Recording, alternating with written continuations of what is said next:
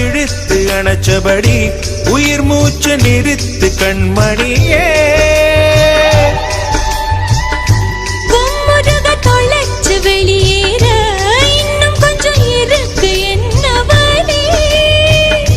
மழை அடிக்கும் சிறு பேச்சு, வெயில் அடிக்கும் ஒரு பார்வை, உடம்பு மண்ணில் புதைகிற வரையில் உடன் வரக்கூடுமோ. உசல் என்னோடு இருக்கையிலே நீ மண்ணோடு போவதெங்கே. அடவும் சீவனில் நான் இல்லையா, கொல்ல வந்த மரணம் கூட குழம்பும் ஐயா.